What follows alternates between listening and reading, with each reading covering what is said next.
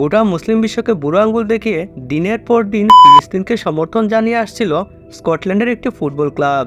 Saudi আরবের মতো প্রভাবশালী মুসলিম দেশগুলো যেখানে ফিলিস্তিনের পক্ষে কথা বলতে ভয় পাচ্ছে, সেখানে অমুসলিম হয়েও স্কটল্যান্ডের সেল্টিক ফুটবল ক্লাব চোখে আঙ্গুল দিয়ে দেখিয়ে দিচ্ছে যে অন্যায়, শোষণ ও অত্যাচারের বিরুদ্ধে কিভাবে প্রতিবাদ করতে হয়।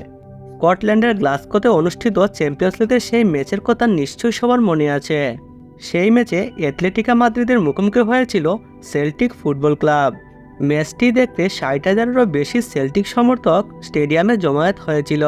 ম্যাচ শুরু হওয়ার ঠিক আগ মুহূর্তে স্টেডিয়ামটির রূপ নেয় এক ফিলিস্তিনি পতাকার সমুদ্রে।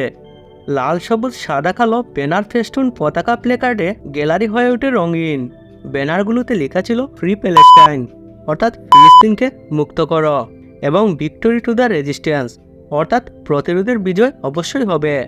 এ যেন গাজাবাসীর প্রতি এক প্রবল সংহতির প্রকাশ। বর্তমানে উত্তপ্ত হয়ে উঠেছে মধ্যপ্রাচ্যের পরিস্থিতি।